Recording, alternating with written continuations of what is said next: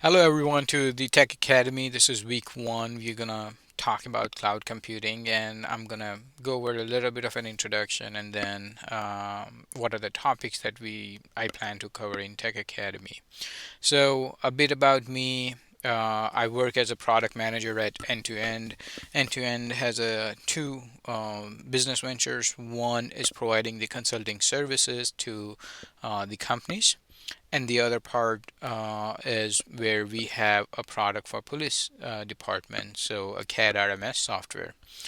Before joining End to End, I was working as a career technical educator in Mobile County Public School System, and I used to teach about C sharp programming and stuff like that.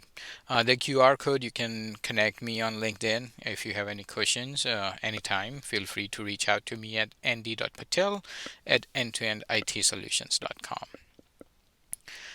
So, what are the topics that I plan to cover in Tech Academy?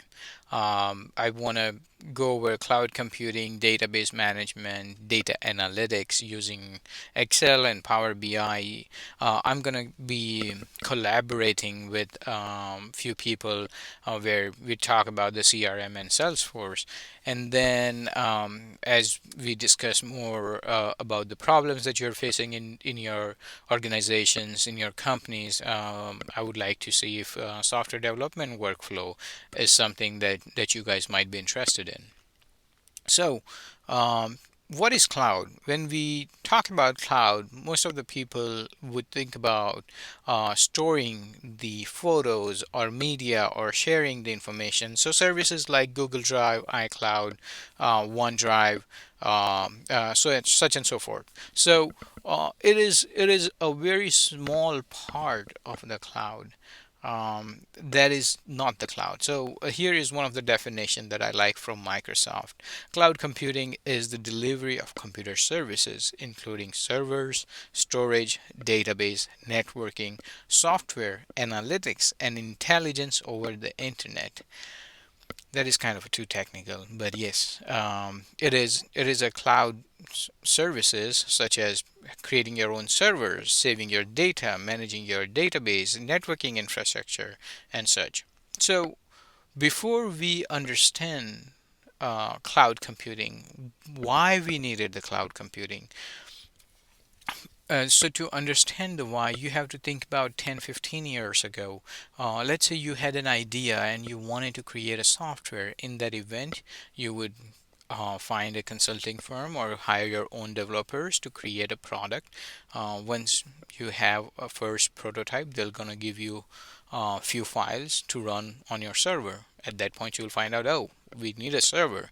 So you'll get the technical specifications from them, and then you'll need to order a server from a vendor like Dell or HP or any other providers. So you would call, let's say, Dell and say you need a server. They'll ask what are the tech specs, and you will give them the technical specification saying it needs to be an 8 gigabytes RAM. I need 500 gigabytes of storage, certain Xenon X2 processor, and they will manufacture or they'll assemble and then ship it to you. Once you have the server, you would need to install an operating system on it. Once you install operating system, there are some prereqs that are needed for the software that you got from your developers. So you will install the prereqs and then you'll install your software. At that point, you'll find out that you need more networking infrastructure in place, like implementing a firewall, so you are not being attacked. Attacks like DDoS attack, where you are constantly being requested thousands and thousands of time in a second, where your server runs out of memory. So you have to upkeep with those networking infrastructure. So as you can see, there is so much expense that goes up front before even you get a chance to see or test your product. And make sure it is a viable product or not. On top of that, if there is a server failure, you need to add more memory or find out what's the reason of the failure first of all, and then fix that.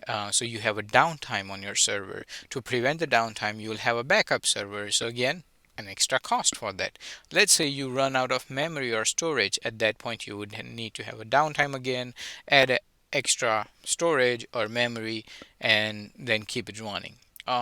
So these are the problems. As you can see, it's a time consuming. Scalability is the issue. You have to keep up with the maintenance, server security. You cannot keep the server just roaming around in your office. You would need to keep it in a secure place so no one else can put a USB drive in it and install a virus on the server, as there could be an important information such as credit card information or users' personal information.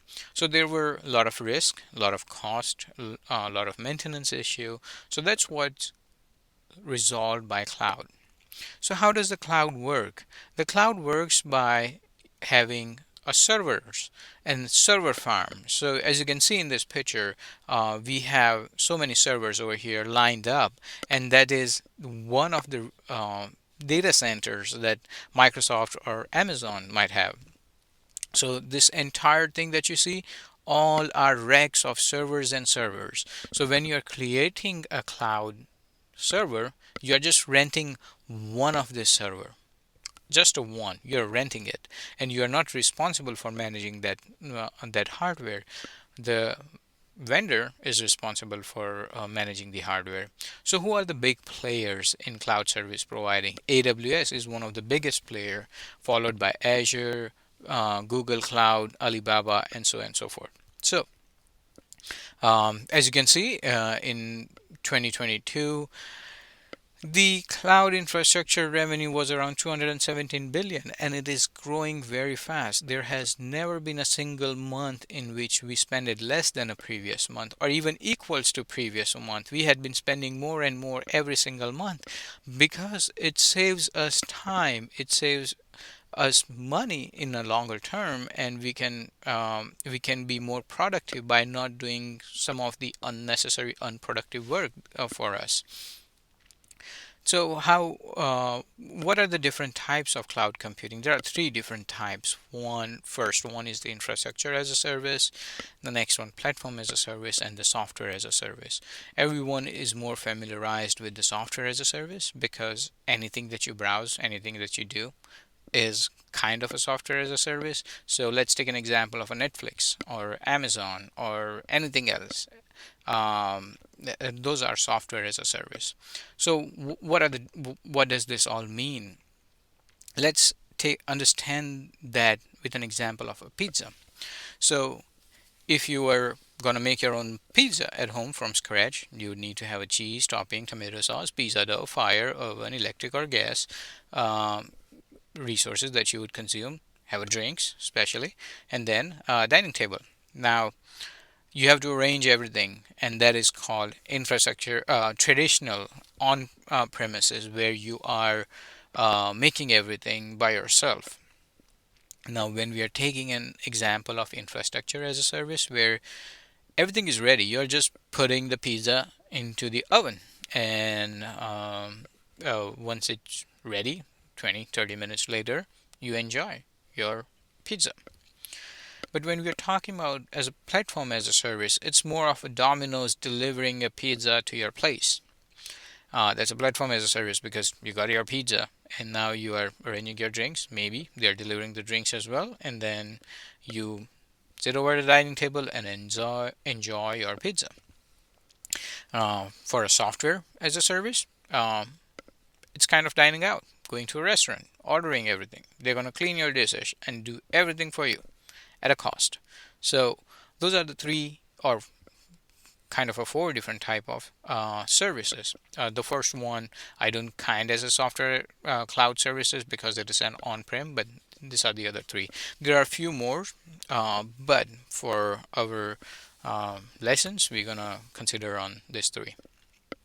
So let's take an example in a scenario of a server itself. When you are managing your own on-premises server, you have to manage networking, storage, servers, virtualization, operating system, middleware, runtime data, and applications. But when you are talking about infrastructure as a service, some of the stuff is taken care of by the service provider like Azure or AWS. You're managing the rest. So in the next few sessions, we're going to go through creating our own infrastructure as a service server, and then we'll create our own platform as a service server. And then we're going to see how much easier it is to create a server, to upsize a server, and then to delete a server. So now you can just run a server for a few hours to see if your product is good enough or the source code that you got is good enough, or you can turn it on and anytime you want to do the user testing. So that saves you a lot of money that you would be spending upfront in a scenario of an on-premises system. So we're gonna end our session over here at this point, and I want you to create your Azure account. So in our next session, once you have your Azure account, we will create our first infrastructure as a service, and we're gonna deploy the first website of your own. Thank you guys for watching this video. If you like the video, please go ahead and click on the subscribe button.